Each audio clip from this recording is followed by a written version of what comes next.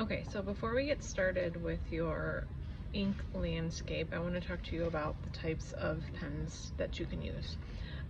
Available at school are the thick Sharpies, but we have some more options, especially if you have these at home. So I'm just going to put this paper here so you can see the different lines. My best one for this project would be the Sharpie Ultra Fine. Okay, these are a little bit harder to get in bulk, so that's why they aren't available for you in the bin. But they make a line that is pretty dark and thick, but also thin at the same time. So this is the type of lines you can get. These are the types of dots you can get with the Ultra Fine Sharpie. Another option would be a actual drawing pen. So this is a premium pen. These came from Amazon. They have different sizes on them, but about this size would be as thin as you really want to go. So this is very close to that ultrafine Sharpie, just a little bit smaller.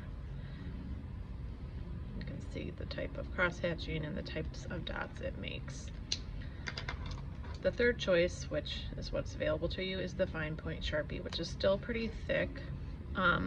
But if you don't press super hard, you can get a pretty thin line. And since these are brand new in the bin, you should be able to get a pretty thin line, but it is nice and intense in color, which is nice. So don't jam it in, because if you jam it, you're going to get your tip to not have a nice point on it. But that's the look of that pen. Very last option, if absolutely worst comes to worst, we have a plain old Bic Ballpoint Pen, which is not as black, right? It's not as intense. It's not going to look super great on top of our watercolor, but we could create some nice value shading with it. Stippling will be harder with this because the dots will not be as intense and you'll have to do a lot of it. So again, kind of from best to worst options, those are your pens.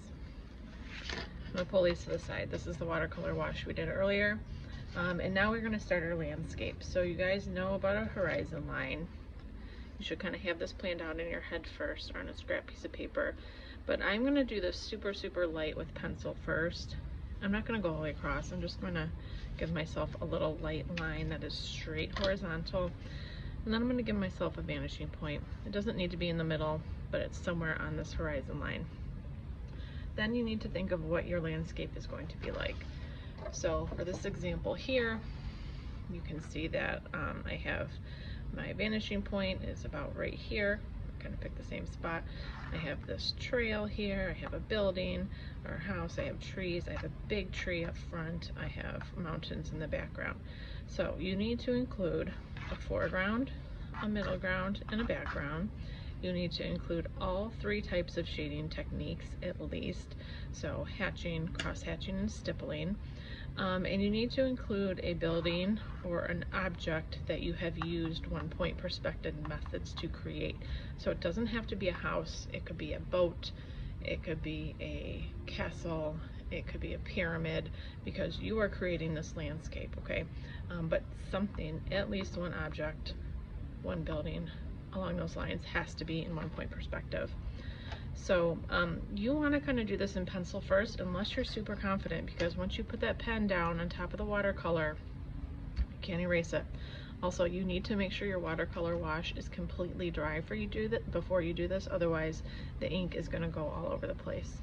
So I am going to think about my foreground first, and I am going to put kind of a giant tree in my foreground because it is close to us, right? So it's going to be bigger. And I'm just doing a very light outline.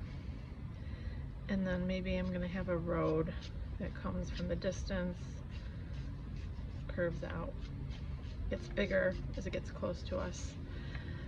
And then maybe I want to do some type of little cottage over here. So this is where we need our ruler.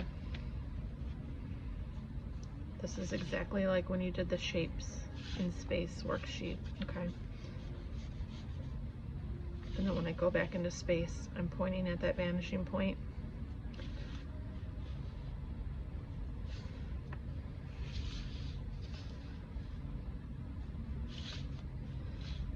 Okay, and roofs are a little bit different.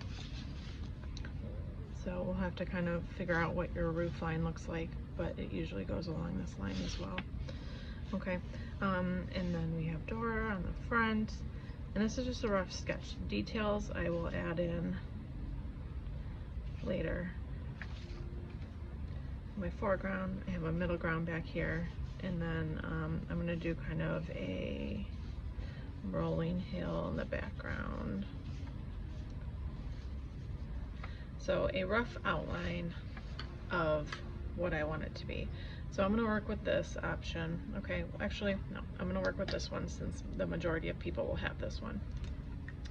And then we're gonna start going in with our Sharpie. And remember from Landscapes 101, you probably wanna have this out while you're doing it because this gives you all the options of the different textures to create with hatching and cross hatching and stippling, okay?